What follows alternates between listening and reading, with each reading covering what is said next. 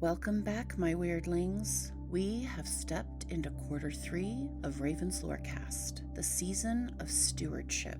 If quarter 1 was about remembering where we came from, and quarter 2 was about crossing thresholds into becoming, quarter 3 is about responsibility, about what happens after the awakening, about tending what we've built, holding what we've learned, choosing who we become when no one is watching. This is the season of sovereignty, of discernment, of craft, of devotion. Not because perfection is required, but because power means something different once we understand its consequences. So wherever you're listening from, kitchen, car, porch, workplace, walking trail, or beneath the stars, I'm glad you're here, because this quarter, we are not chasing transformation. We are learning how to carry it.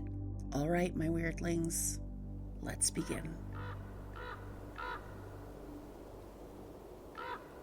We are standing at the edge of something. Not the beginning, not the end, the middle. Where what has been growing can no longer be ignored. This is the first harvest. Not abundance, not yet. This is the moment when you step into the field and see what is actually there. What took root, what survived, what didn't. And something in you knows this moment matters. Welcome to Lughnasadh, a threshold Sabbat, a turning, a recognition that effort has become outcome. Traditionally, this day honors Lu, a figure of skill, craft, and mastery. Not talent that appears out of nowhere, but ability forged through practice, through repetition, through learning what doesn't work and choosing to try again anyway. This is not the celebration of ease. This is the honoring of effort. And yet, we are not standing in the lands where the story was first told. We are here on land that has its own memory, its own rhythms, its own relationships to harvest that existed long before this name ever crossed the ocean. So we begin with awareness. We begin by acknowledging that the Indigenous peoples of North America have lived in deep, reciprocal relationship with this land for thousands of years. That their agricultural knowledge, their ceremonies, their ways of honoring harvest are not ours to take, replicate, or simplify, but they are ours to respect, to learn from, to recognize as living, present, and sovereign. So tonight, we do not claim, we do not recreate, we listen, we honor, and we find our place within the cycle that is already here. Because harvest is not owned by any one tradition. It is a pattern, a truth. Wherever something is planted, something grows. And wherever something grows, there comes a moment when it must be seen clearly. And that moment is now. Under this sky, in this season, in your life. Because whether you've named it or not, you are standing in a harvest. Something you began, a choice, a pattern, a relationship, a version of yourself has reached a point where it is no longer invisible. You can feel it. You can see it. Even if you don't fully understand it yet. And that can be uncomfortable because harvest is not just gathering. It is evaluation. It is truth. It is the moment when intention meets reality. And you don't get to decide based on what you hoped would happen. You meet what is. So before we go any further, take a breath. Let your body settle into where you are, into this moment, into this season. If you can, place your feet on the ground or your hand somewhere steady, something real, something physical, because this work, this kind of seeing, requires presence. And now, bring to mind something that has been growing in your life. Not everything, just one thing. Something that has required your energy, your attention, your time. Don't analyze it. Don't fix it. Just notice it as it is. Because that is where we begin. Not with what we want it to be, but with what it is. This is the threshold, the place between effort and understanding, between growth and decision, between what has been and what will be shaped next. And as we move forward tonight into story, into sky, into ritual, we are not seeking something new. We are learning to see more clearly what is already here. So come with me into the field, into the moment where everything begins to tell the truth. Let's begin. Before there was a festival, before there was a name like Lughnasadh, before grain was shaped into ritual bread in Europe, there was already harvest, not as a celebration, as a relationship.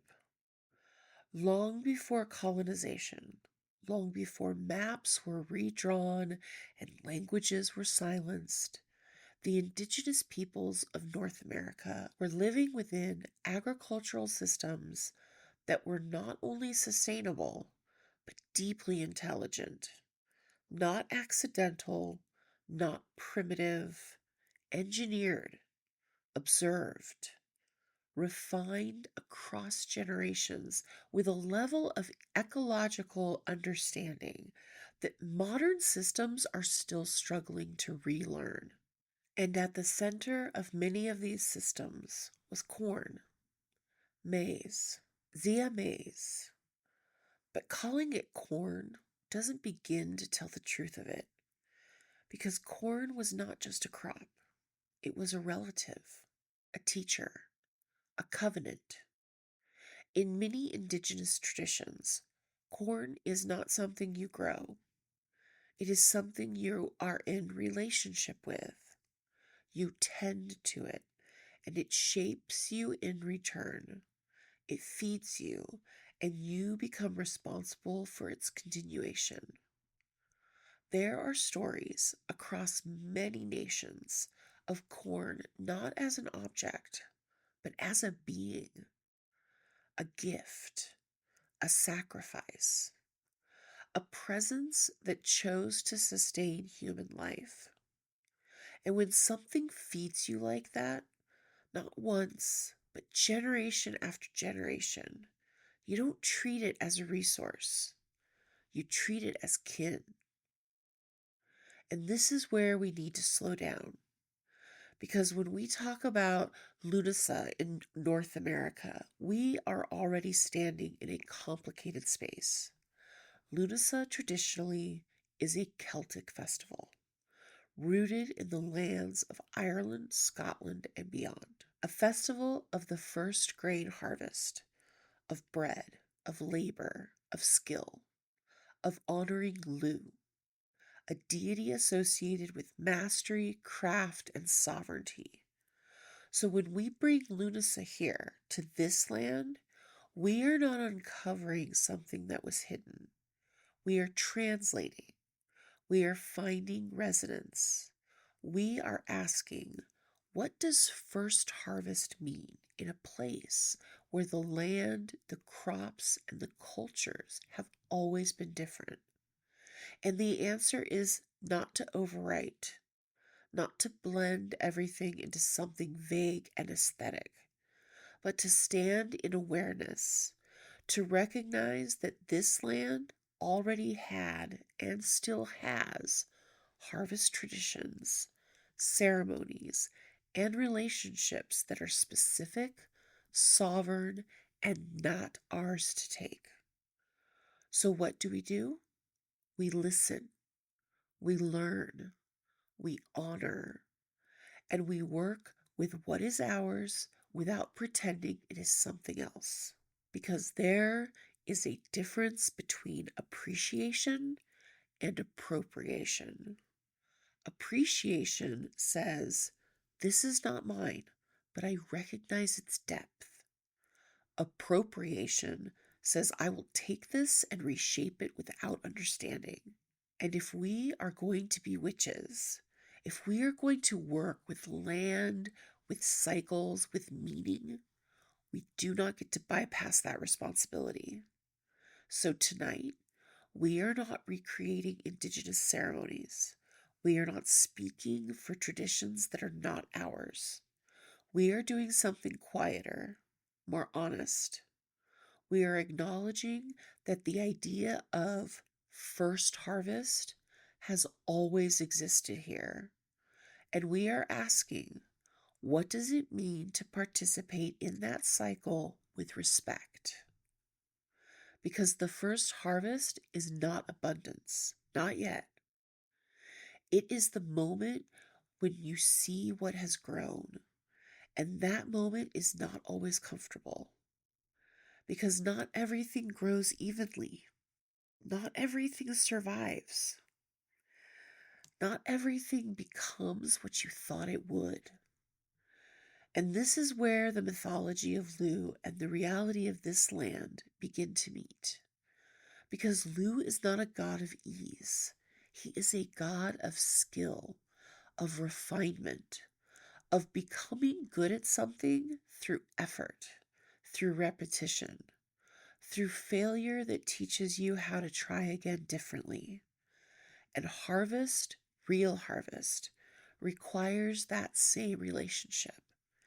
You plant, you tend, you wait, and then you see what actually happened.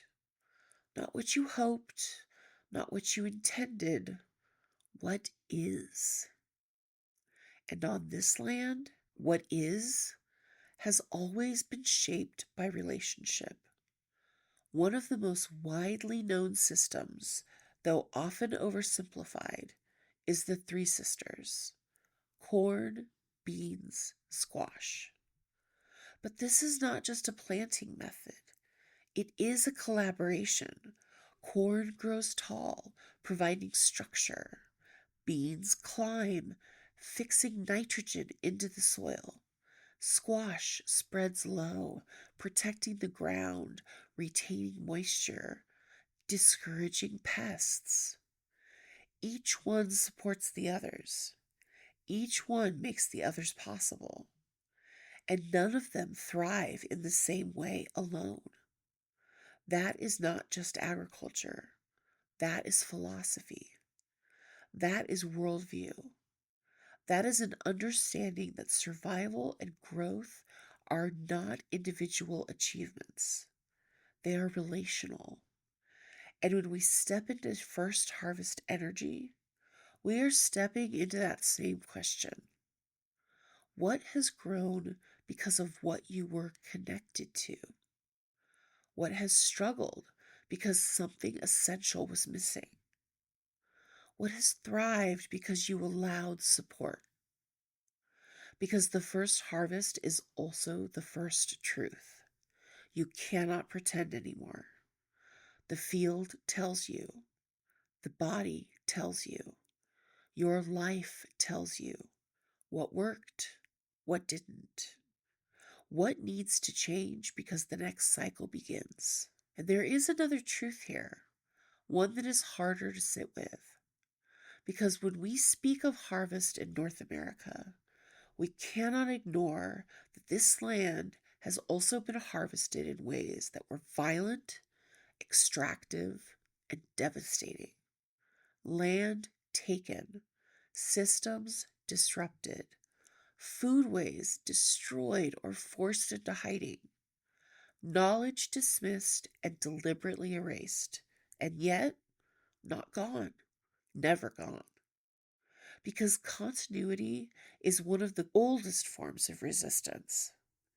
Seeds saved, practices remembered, languages spoken quietly until they could be spoken loudly again. And when we talk about harvest, we are not just talking about food. We are talking about survival. We are talking about resilience. We are talking about the fact that even under pressure, even under violence, life continues. And that matters because it shifts how we approach this Sabbath. This is not just celebration, this is awareness. This is participation with understanding. This is knowing that when you hold food in your hands, especially something like corn, you are holding something that has fed people for thousands of years, that has been protected, carried, adapted, loved. So tonight, when we speak of Lughnasadh here, we are not claiming, we are not recreating, we are recognizing that first harvest energy exists everywhere people live in relationship with land. And we are choosing to meet it consciously because you are also in a first harvest. Whether you call it that or not, something you began has now reached a point where it can be seen. A pattern, a decision, a relationship, a direction. And just like the field, you don't get to judge it based on what you hoped it would be. You meet it as it is. And from there, you decide what is ready to be gathered, what needs more time, and what cannot continue into the next season. Because that is the deeper truth of Lughnasadh. Not the bread, not the ritual, not the aesthetic, the relationship between effort and outcome, between intention and reality, between what you planted and what actually grew. And if you can sit with that without rushing to fix it, without rushing to celebrate it, without rushing to dismiss it, you are already in the work. From here, we move from understanding into making. There is a moment after truth is spoken when everything goes quiet. Not because nothing is happening, but because everything is. That's where we are tonight. Not at the spark, not at the release, not at the moment of saying the thing that needed to be said. After, under a waning gibbous moon, still full enough to illuminate everything, but no longer building. We are about 4 days past the full moon of July 30th, which means this is not the moment of revelation. This is the moment of consequence. The phase where what came to light begins to settle into the body, where clarity becomes something you have to live with. The waning gibbous is often misunderstood. People think the magic is over once the full moon passes. But this phase, this is where the work actually begins. Because knowing something and integrating it are not the same thing. And the moon is asking, now that you've seen it, what are you going to do with it? And she is asking that question from Pisces. Water, mutable water, the ocean, not the river. This is not contained emotion. This is immersion. Pisces does not present feelings in neat, understandable ways. It dissolves the edges. It blurs the boundaries between you and everything else. You may feel more than you can name. You may carry emotions that don't seem entirely yours. You may find yourself drifting between clarity and confusion, between insight and overwhelm. This is not weakness. This is permeability. This is what it feels like when your defenses lower and your awareness expands. But there is a responsibility here, because Pisces can open the door, but it does not organize what comes through. So you may feel everything, but you still have to choose what belongs to you. And above this water, the sun burns steady in Leo, about 10 degrees into the sign now, which means we are no longer at the threshold of Leo season. We are in it. And Leo does not whisper. Leo does not hide. Leo says, if this is who you are, then be seen as it. So now we have a tension, not conflict, tension, between the part of you that feels everything and the part of you that is being asked to express something. Pisces says dissolve. Leo says declare. Pisces says feel it all. Leo says live it out loud. And neither of them are wrong, but together they create pressure, because you cannot stay hidden in the sky, not completely. Even if you try, even if you soften it, even if you tell yourself you'll deal with it later, something in you knows that what you felt under the full moon was not temporary. It was directional. And now the question becomes, can you carry that truth without losing yourself in it? Because the rest of the sky is not making this easier. We are still in a heavy retrograde field. Mercury in Cancer, still retrograde. Saturn in Aries, retrograde. Neptune in Aries, retrograde. Pluto in Aquarius, retrograde. This is not a forward-only sky. This is a reflective one. So while Leo is pushing you outward toward expression, toward visibility, everything else is pulling you inward, back into memory, back into emotional patterns, back into unfinished conversations. Mercury in Cancer is especially loud here, because Cancer does not deal in surface level thought. It deals in memory, in emotional imprint, in the stories that shaped you before you knew you were being shaped.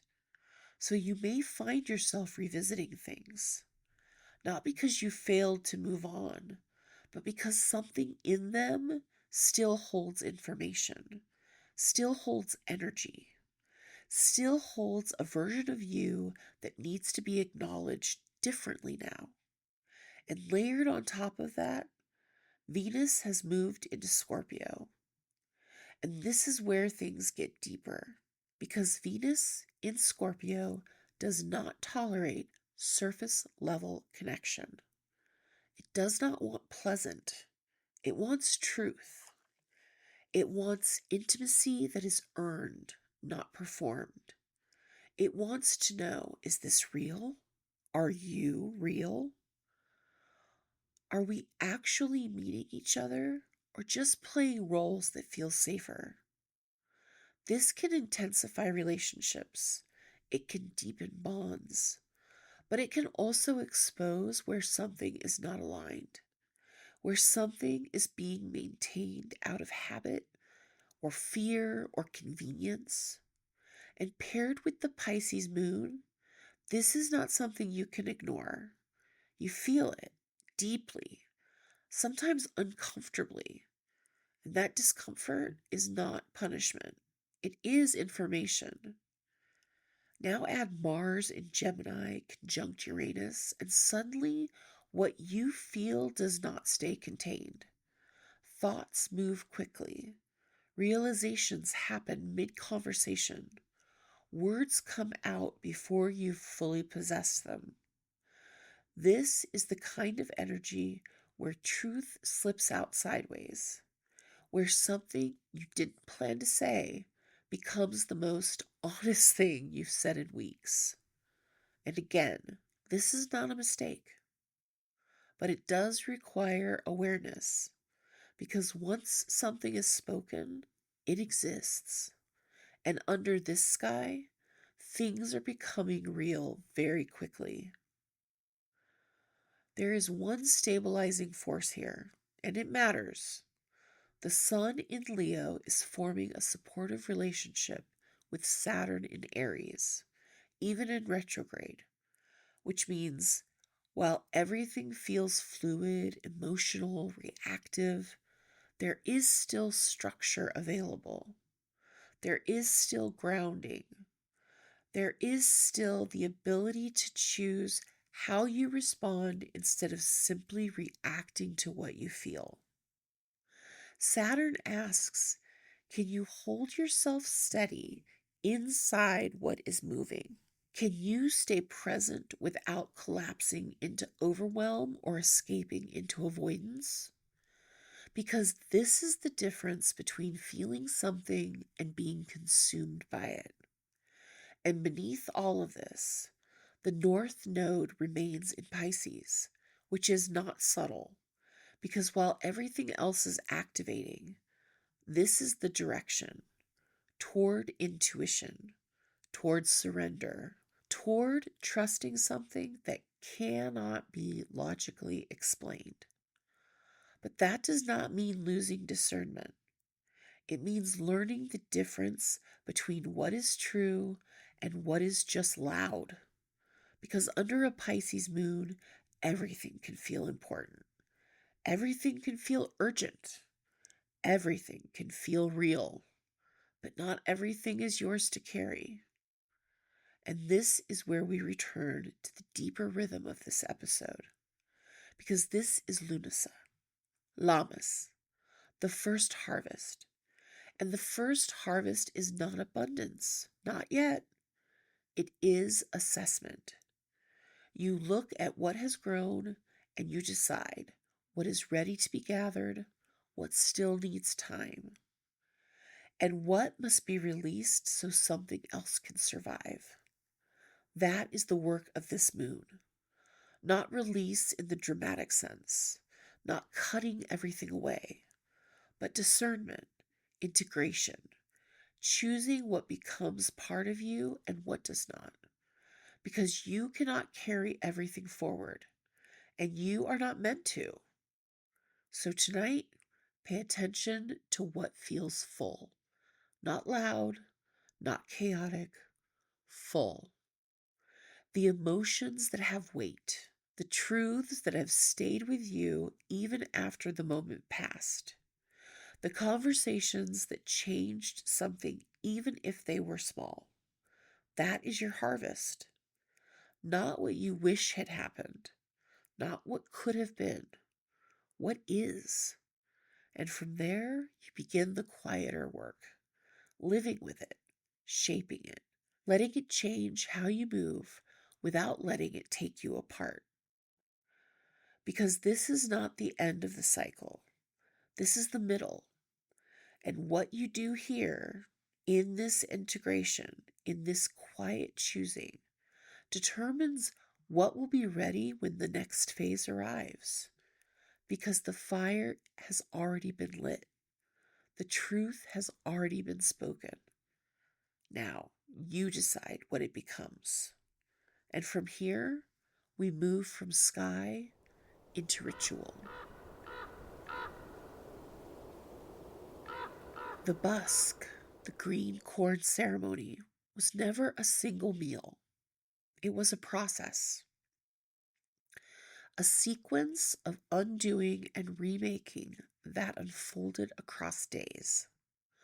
Old fires were extinguished, homes were cleaned, ashes were cleared, people fasted, they bathed, they drank from herbal preparations meant to purify both the body and the spirit, not as punishment, as preparation.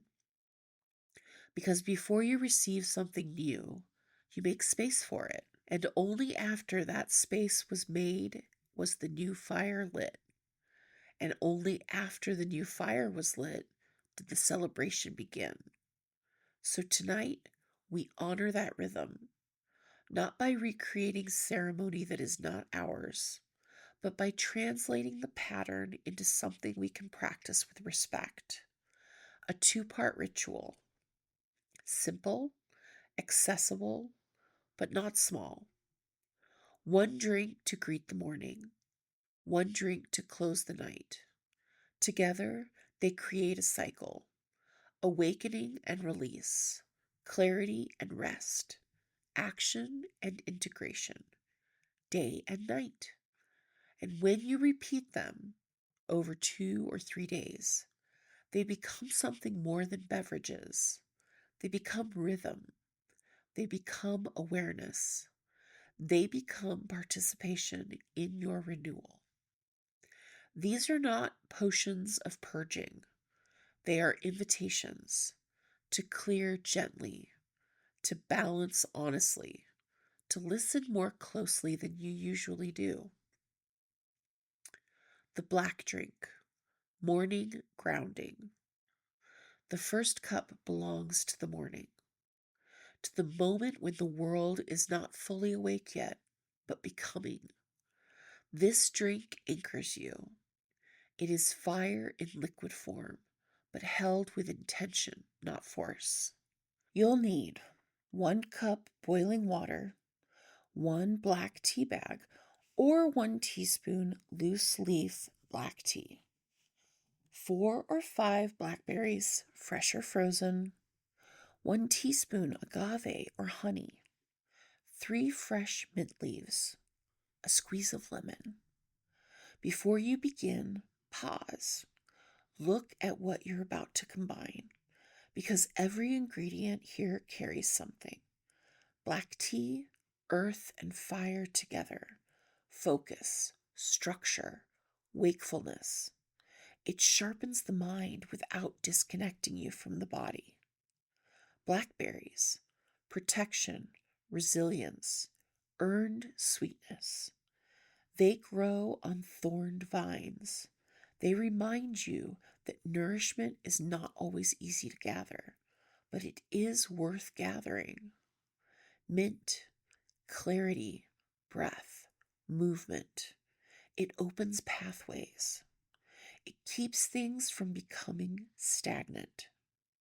Lemon, purification, illumination, truth. It cuts through heaviness. It wakes things up. Sweetener is choice, because even in discipline, you are allowed balance. Let the tea steep for about 3 minutes. Not rushed, not forgotten, just enough time to fully become itself. Then place the blackberries in your cup and gently crush them. Not violently, not completely, just enough to release their color, their scent, their presence. Pour the tea over them. Watch what happens. Darkness moving into warmth. Deep indigo softening into amber. This is alchemy. Not dramatic, but real. Add the mint, the lemon, the sweetness. Stir slowly, and before you drink, pause again. Because this is where intention enters. Take your first sip as close to sunrise as you can. Not perfectly timed, just consciously chosen. Taste everything: the strength, the brightness, the quiet sweetness beneath it. This is your grounding, not to control the day, but to meet it. And as you drink, speak softly. Let this day rise clean within me. What I face with clarity. What I meet with grace. Then carry that with you, not as pressure, as orientation, and return to this cup each morning for the next few days, because repetition is where ritual becomes real. Now the white drink, evening purification. When the day has finished speaking, you answer differently, not with effort, with release. The white drink belongs to the evening, to the space where you begin to let go of what you carried. If the black drink is fire, this is water and moonlight. You'll need 1 cup hot water, 1 tablespoon chamomile flowers or 1 tea bag, zest and juice of half a lime, 4 mint leaves, 2 tablespoons coconut milk. Again, look. Chamomile, rest, restoration, gentle release. It does not force anything out. It invites the body to soften enough to let go on its own. Lime, clearing, emotional reset, quiet truth. Where lemon wakes you, lime helps you process. Mint, once again, movement, but softer now. Less awakening, more unwinding. Coconut milk is nourishment, comfort, containment. It softens the edges. It reminds the body that it is safe to rest. Steep the chamomile and mint for about 5 minutes. Let it be quiet. This is not a rushed drink. This is a closing. Add the lime zest and juice. Stir slowly. And when the temperature drops slightly, add the coconut milk. Watch the shift. Gold turning to pale, clear becoming clouded, like day dissolving into night. Drink this somewhere quiet. No screens, no distractions. Just you and the act of unwinding. Let each sip release something. Not everything, just something. One tension, one thought, one piece of the day you no longer need to carry. And whisper, what was heavy is forgiven. What was bright I keep. Breath maker, watch me sleep. Because sleep is part of the ritual. Dreams sort what you cannot. The body releases what the mind holds onto. And by morning, something will have shifted, even if you cannot name it yet. For the next 2 or 3 days, follow the rhythm. Black drink at sunrise, white drink before bed. That's it. Not complicated, but not insignificant. Because this is how cycles begin to reshape you. Quietly, through repetition, through attention, through choosing to participate instead of rushing past your own experience. And if you miss a cup, you begin again. No guilt, no punishment, just return. Because this is not about perfection. It is about presence. There is a teaching here, found across many traditions, that renewal does not happen all at once. It happens in layers, the way corn grows, sheath within sheath, protection, growth, revelation, again and again. And you are no different. You do not transform in one decision. You transform in repeated moments that slowly become your way of being. So notice. Between these drinks, notice. Does your voice soften? Do your reactions slow? Does something that would have stayed heavy move through more easily? Does gratitude arrive without being forced? That is the work. Not dramatic, not performative, but real. On the final day, prepare your drinks with a little more attention, a little more presence, and choose one intention. Not 10, not a list, one. Write it down, fold it, and place it beneath your cup. Then drink as you have been, knowing that each sip is now layered with something you are choosing to build. And in the days that follow, you can return to these drinks, not out of obligation, but as a companion, a way to come back to yourself when things begin to feel scattered again. The busk ends with new fire, lit from what was preserved, what was carried, what was chosen to continue.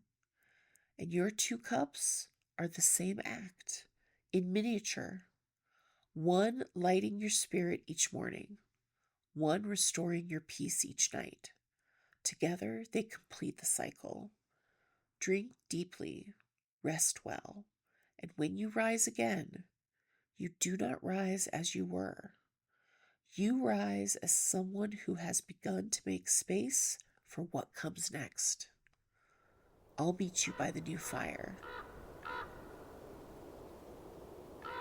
By now you've felt it, not as information, not as something distant, but as something closer, something that has settled into you over the course of this episode. And that's the nature of harvest. It doesn't rush you. It doesn't demand a reaction. It simply shows you what is there and waits. Because once you see something clearly, you don't get to unsee it. You can ignore it. You can delay it. You can soften it until it feels manageable again. But it stays, quietly, patiently, part of the landscape of your life now. And this is where the work begins. Not in what you learned, not in what resonated, but in what you choose to do with it. Because you are standing in a harvest. Something has grown. Something has taken shape under your care or your inattention. And now you are looking at it as it is. So the question is not, was this good enough? Was this right? Was this what I meant to create? The question is simpler and harder. What is this? And what does it require now? Because harvest is not just gathering, it is decision. You don't take everything forward. You can't. Some things are ready, some things need more time, and some things cannot come with you into the next season. And that part is rarely comfortable because letting something go does not always mean it failed. Sometimes it means it did exactly what it was meant to do. It brought you here. It taught you something. It changed you. And now its role is complete. So tonight, you don't need to fix anything. You don't need to force clarity. You don't need to decide your entire future. You just need to be honest about what you're holding. What is ready to be gathered? What is asking for more time? And what are you still carrying that you already know does not belong in the next cycle? Let that question sit, not as pressure, as awareness. Because awareness, followed by even the smallest action, is how change begins to take form. And maybe that action is quiet, a conversation you finally stop avoiding, a boundary you hold instead of softening, a decision you make that aligns with what you know instead of what is easiest to maintain. It does not have to be visible. Most real change isn't. It happens in moments no one else witnesses. A shift, a refusal, a choice that repeats until it becomes direction. Because that is what you are doing. Whether you claim it or not, you are shaping something every day through what you choose, through what you repeat, through what you allow to continue. And Lughnasadh, this first harvest is simply the moment where you stop pretending you are not involved in that process. You are. You always have been. And now you are aware of it. So carry that forward, not as pressure, as power. The kind that is quiet, the kind that builds over time, the kind that doesn't need to announce itself to be real. And if you find yourself uncertain later tonight, tomorrow, next week, you can return here, not to find something new, but to see more clearly what has already been there the entire time. Because the harvest does not end tonight. This is only the beginning of understanding it. So take a breath. Feel where you are. Feel what you know. And when you're ready, step forward with it. I'll see you by the next turning.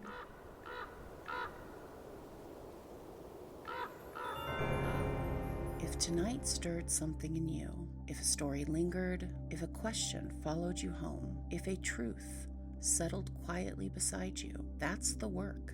Quarter 3 is about stewardship, about recognizing that wisdom is not what we learn, it's what we choose to do with what we've learned. If you'd like to keep walking beside me between episodes, you can find Raven's Lorecast on Facebook, Blue Sky, TikTok, Threads, and Instagram. That's where the conversation continues. The stories expand and the circle remains open. And if you're called to go a little deeper, Patreon is waiting when the time feels right. No pressure, no obligation, just another seat closer to the fire. Until next time, take good care of what you've been given and take good care of yourself. See you next week, my weirdlings.